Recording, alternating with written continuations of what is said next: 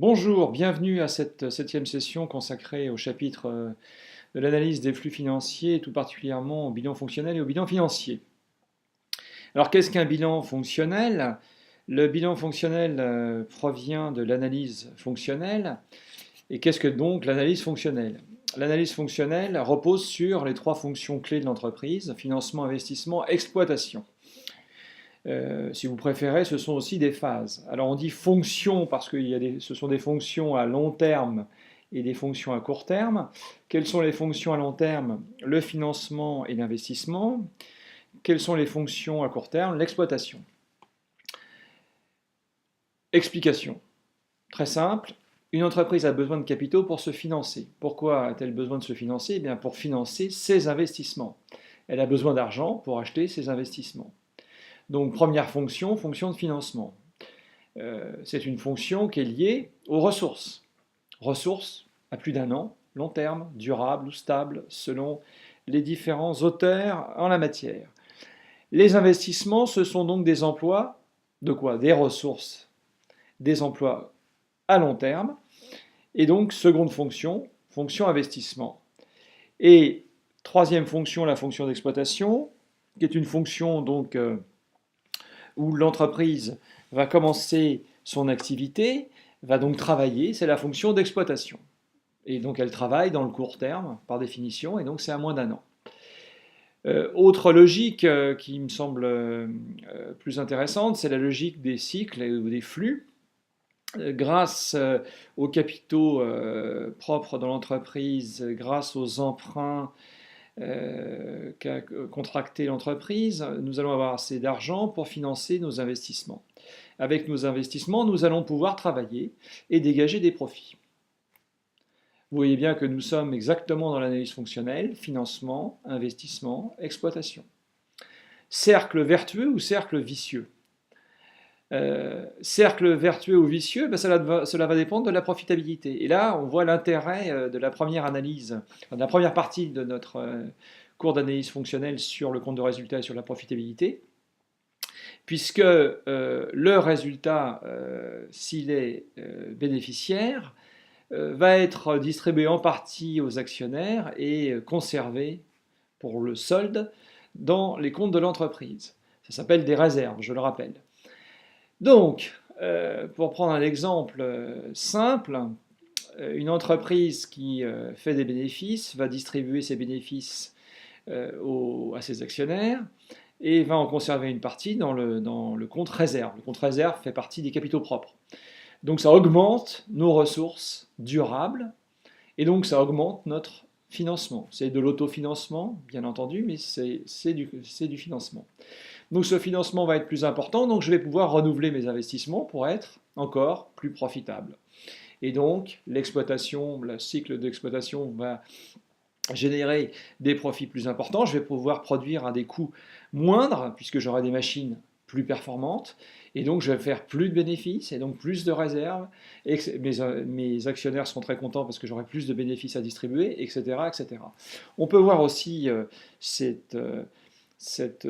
cycles dans la spirale négative, dans la spirale non vertueuse, vicieuse. Prenons l'exemple d'une entreprise qui fait des pertes. Les pertes sont mises dans le compte rapport à nouveau qui fait partie des fonds propres de l'entreprise, des ressources durables de l'entreprise. Donc ça diminue les ressources durables de l'entreprise puisque les rapports à nouveau sont négatifs. Auquel cas, je n'ai plus assez de financement pour me payer de nouveaux investissements.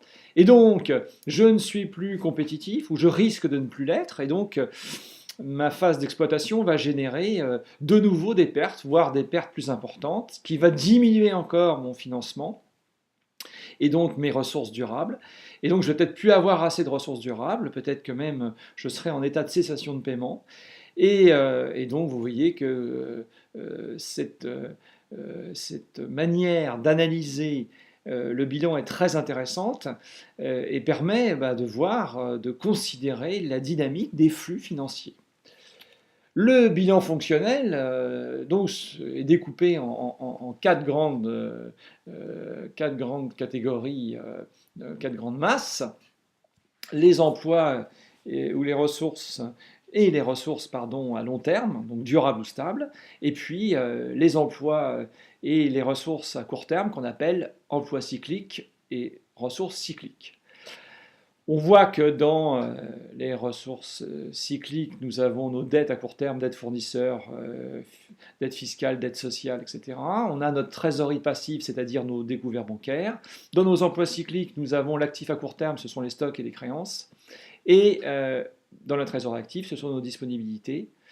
Et nos valeurs mobilières de placement, les actions et obligations qui sont utilisées à titre de trésorerie.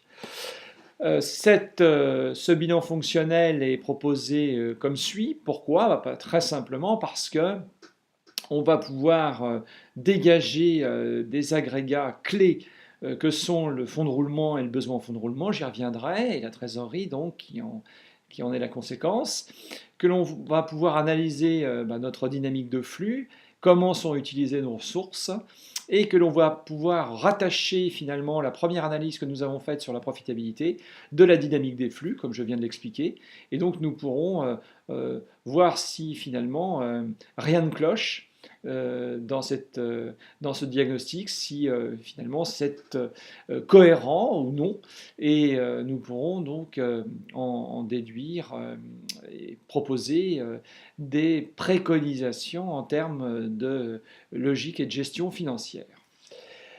Donc, quelle dynamique financière? Je vais vous prendre l'exemple, l'illustration d'un bilan classique. Vous voyez qu'on a l'actif et le passif, un bilan donc, immobilisation, stock créance, dispo et VMP, des capitaux propres, des emprunts, des dettes à court terme et des découverts bancaires, donc un bilan. Si on le découpe selon le terme, long terme, court terme et trésorerie. Trésorerie, c'est l'immédiateté. Nous avons à long terme les ressources stables ou durables constituées par les capitaux propres et les emprunts qui sont destinés à financer les immobilisations, les emplois stables ou durables. La différence, c'est le fonds de roulement. C'est ce qu'on appelle le fonds de roulement. Ce fonds de roulement donc est constitué de la différence entre capitaux propres, emprunts et immobilisation. C'est donc un excédent de financement, dans ce cas présent, du financement des investissements par les ressources durables de l'entreprise. Passons au court terme, nous avons stock, créance et dette. La différence entre stock plus créance et dette à court terme s'appelle le besoin en fonds de roulement. Ce besoin en fonds de roulement, il est généré par l'exploitation, par les décalages de paiement qu'il y a dans notre exploitation. En effet, nos clients ne nous payent pas tout de suite, le stock, les marchandises que j'achète, pour prendre un exemple, ne sont pas vendues tout de suite, et je ne paye pas tout de suite mes fournisseurs. Donc il y a des décalages. Ces décalages génèrent un besoin de financement. Alors pourquoi? Très simplement, parce que je vais prendre ce schéma, parce que effectivement, si on prend l'exemple d'une entreprise commerciale qui achète pour revendre, si j'achète des marchandises, le temps que ces marchandises soient vendues, eh bien, il va y avoir un certain temps. Et donc ce certain temps est converti en quoi? En stock. C'est le stock. J'ai un stock. Donc il va falloir que je finance ce temps d'attente, ce stock. Et le temps qu'il y a entre la vente et le règlement, entre le moment où je sors les marchandises du stock pour les vendre à mes clients et que cette vente produise un encaissement, ça s'appelle les créances. Donc je répète, finalement il faut que je finance un temps d'attente avant que la marchandise soit vendue et un temps d'attente avant que la marchandise soit réglée. Stock plus créance. C'est logique, j'ai un besoin de financement de ces décalages de paiement. Mais il ne faut pas oublier que lorsque j'achète des marchandises, heureusement, je ne les paye pas tout de suite. Je paye mon fournisseur à 36 jours, 40 jours, etc. Bien.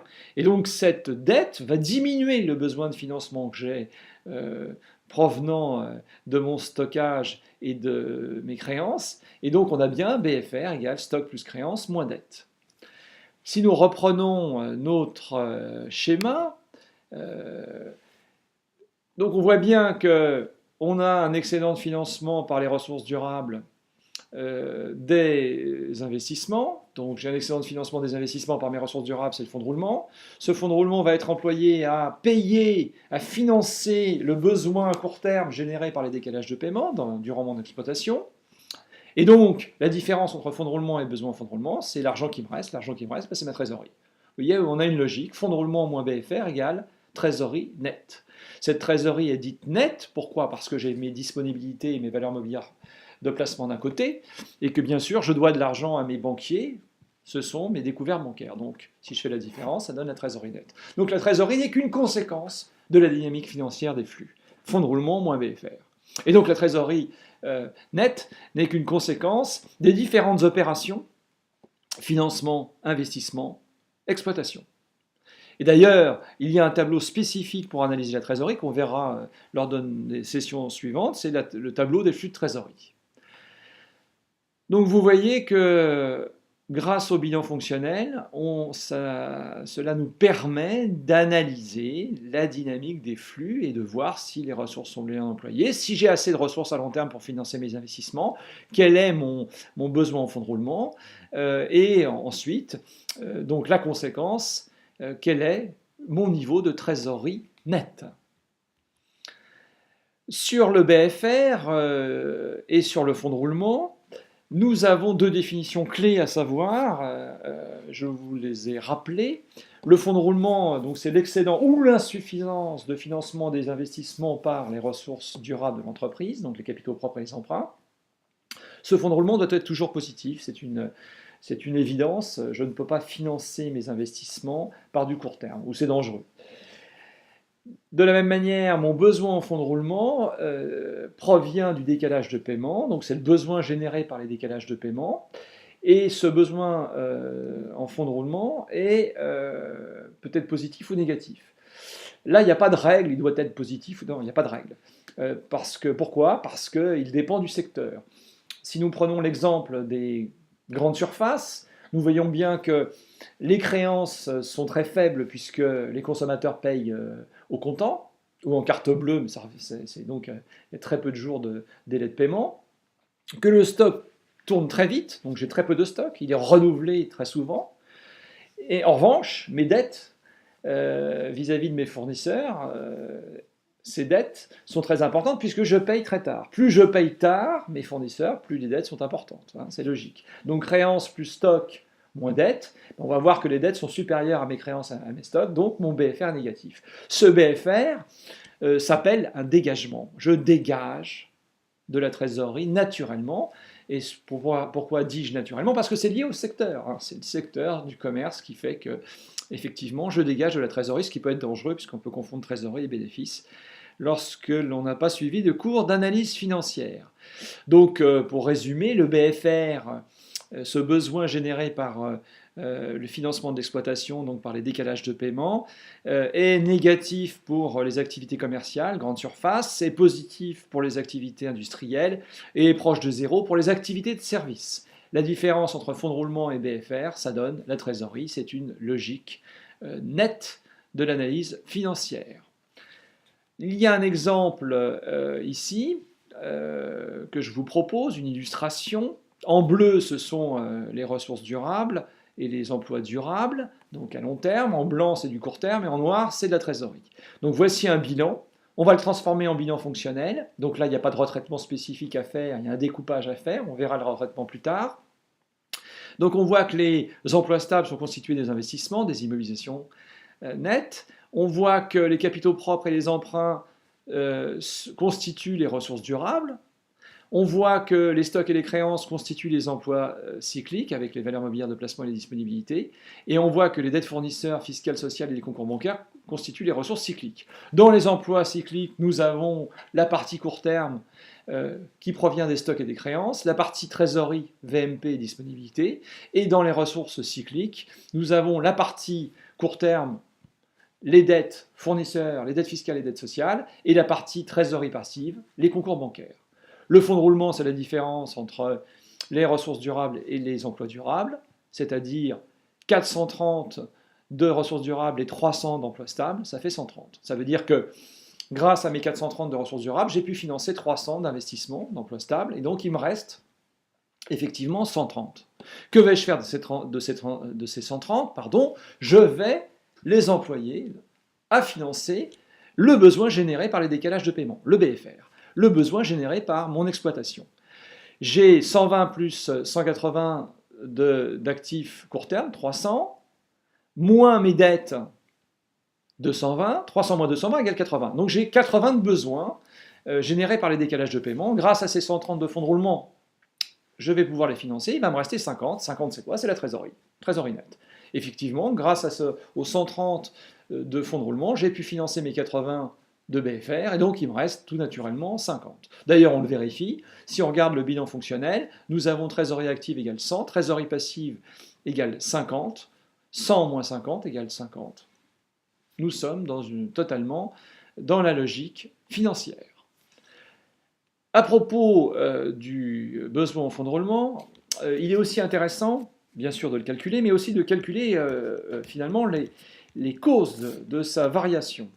Un besoin en fonds de roulement, on a vu, c'est un besoin généré par les décalages de paiement. Donc ça veut dire il est intéressant de calculer les délais de paiement, puisque plus le délai de paiement de mes clients sera long, plus mes créances sont importantes, plus le renouvellement de mon stock est important, plus mon stock est faible, et puis plus je paye tard mes fournisseurs, plus mes dettes sont importantes. Donc évidemment, vous voyez que si on a exactement un délai, si on calcule exactement un délai moyen de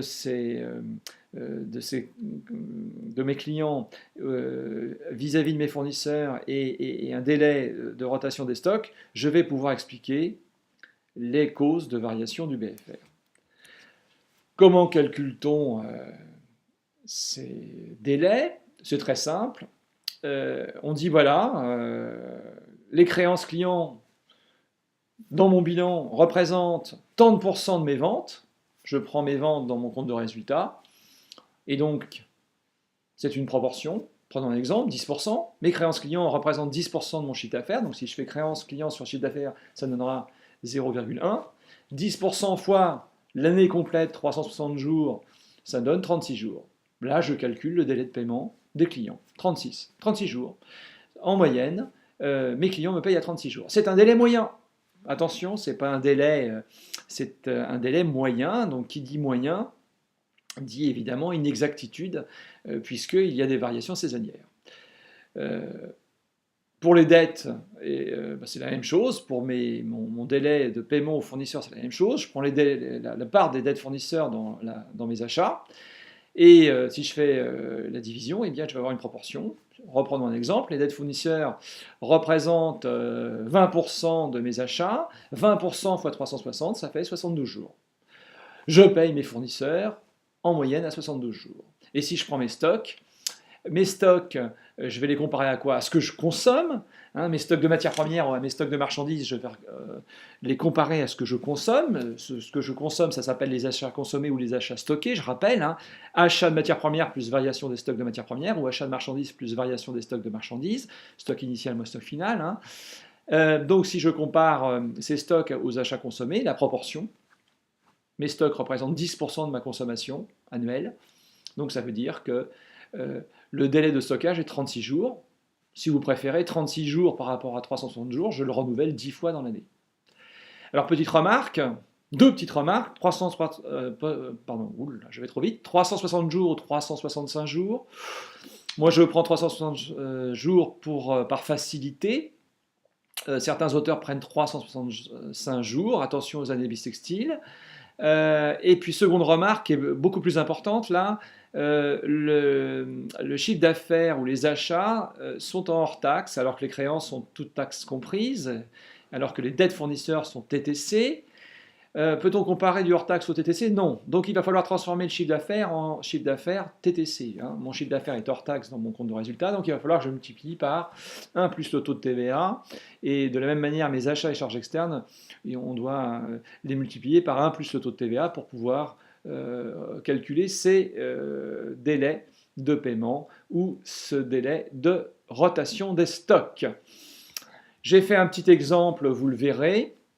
Je vous laisse recalculer. et découvrir ces calculs. Nous allons aborder maintenant le bilan fonctionnel, mais pour la partie la plus difficile peut-être pour vous, la partie retraitement, puisque c'est une partie un peu plus comptable. Et donc je vous donne rendez-vous pour cette 8e session, donc à bientôt.